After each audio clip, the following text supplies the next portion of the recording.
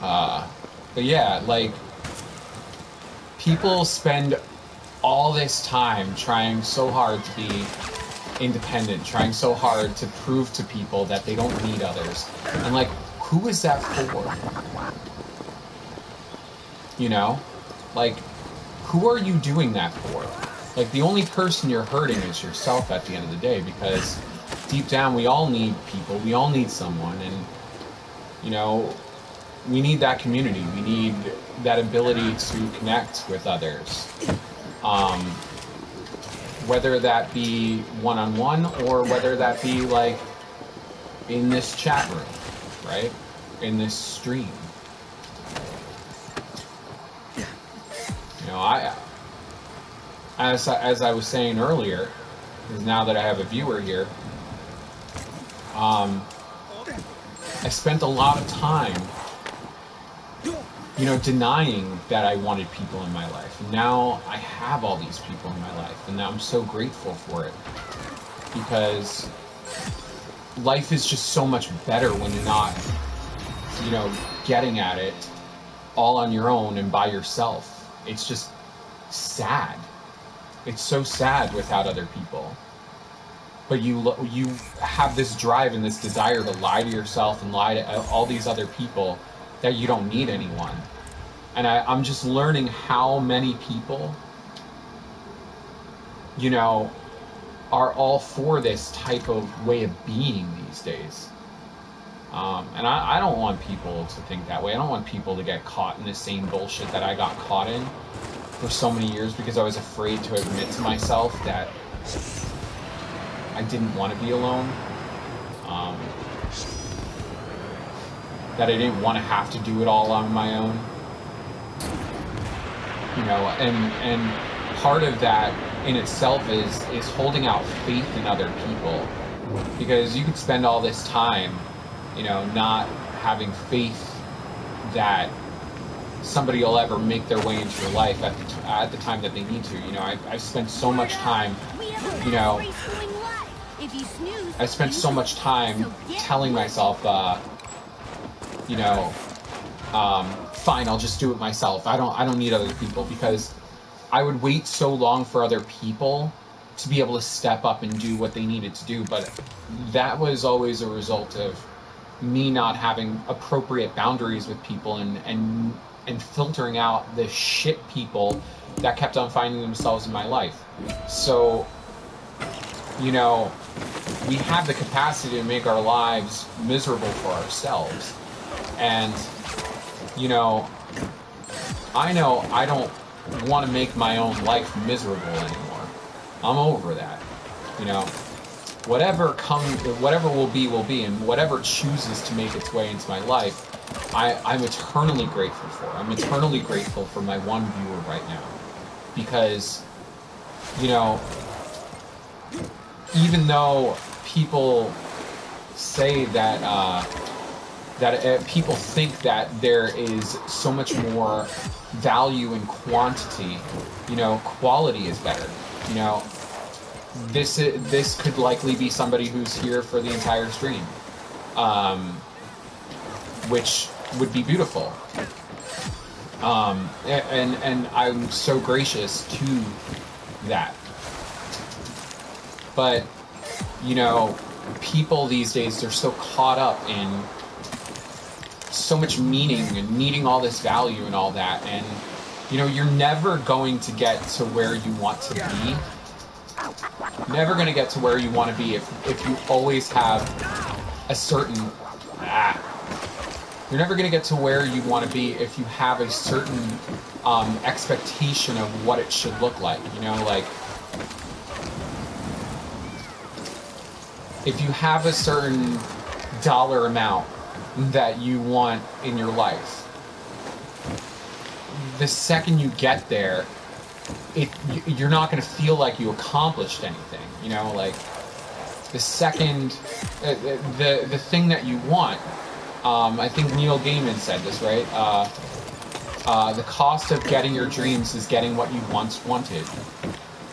But, like, the way I've learned that you overcome that is The way that you overcome that is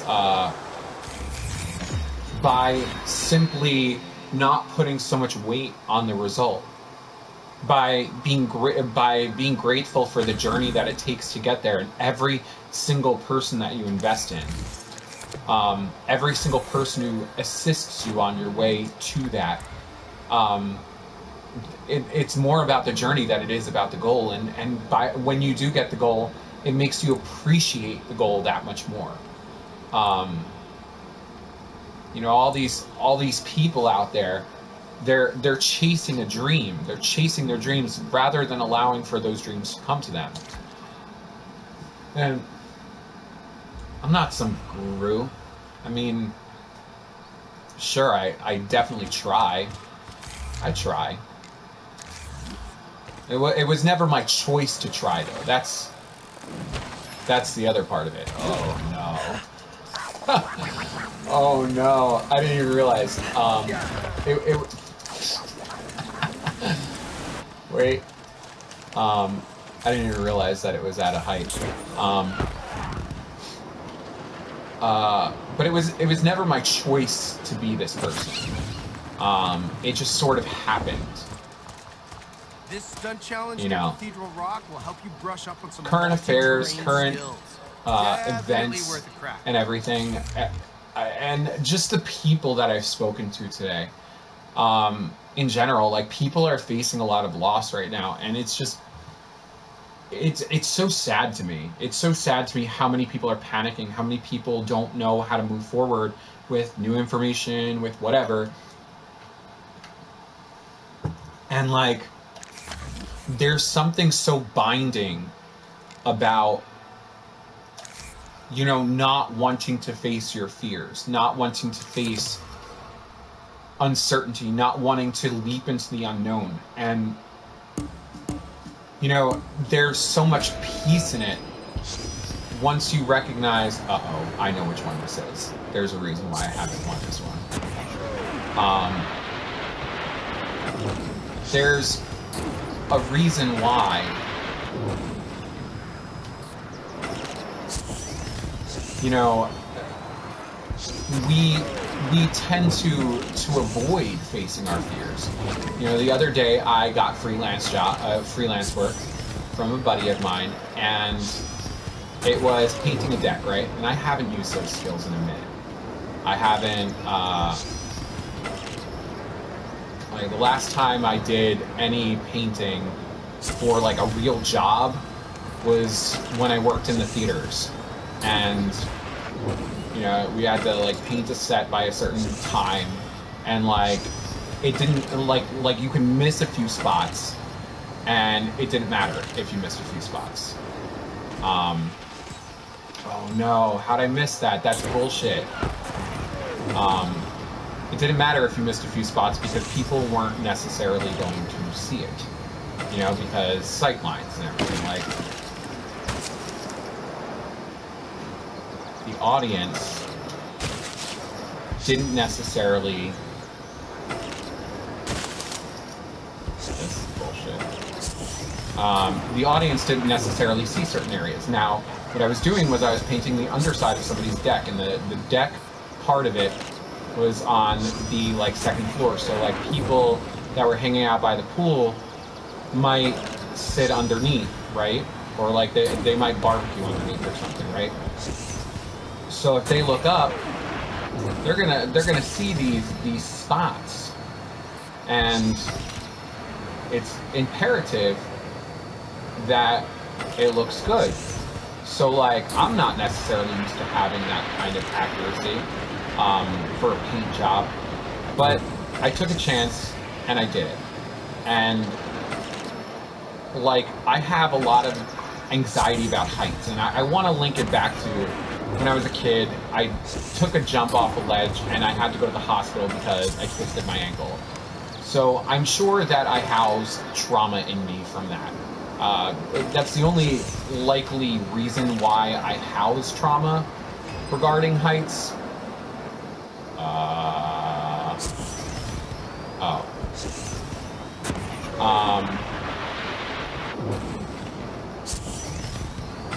And you know, I had to get up on this high ladder, and I had all this anxiety, right? I was terrified of being up on this high ladder. You know, I'm fairly tall too, so like my center of gravity is, you know, it's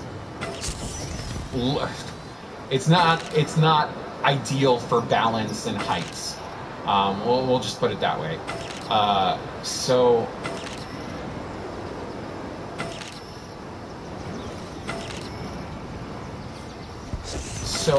effectively,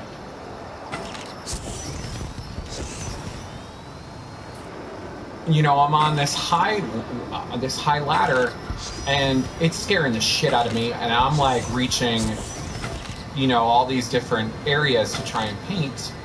And you know, I felt funny vocalizing this to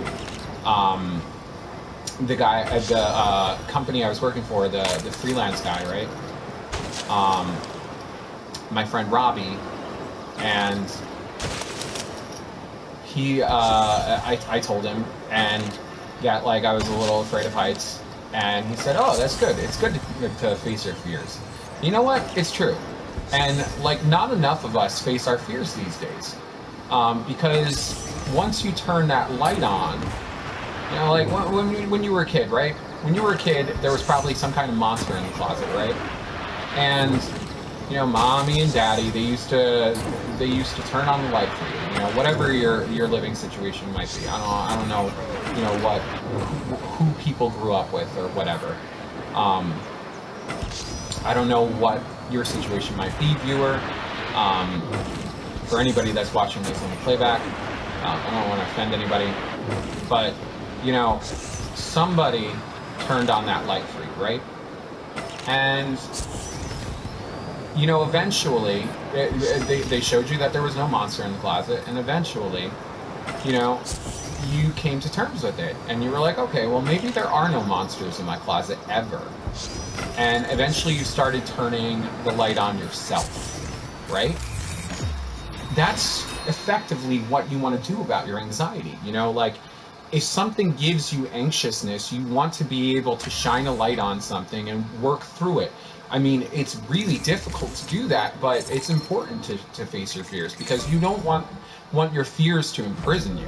You know, people these days, they would rather sit terrified of everything in the world than to ever shine a light on something and realize, hey, maybe that's not that bad. Maybe, just maybe, you know, things could be kind of okay.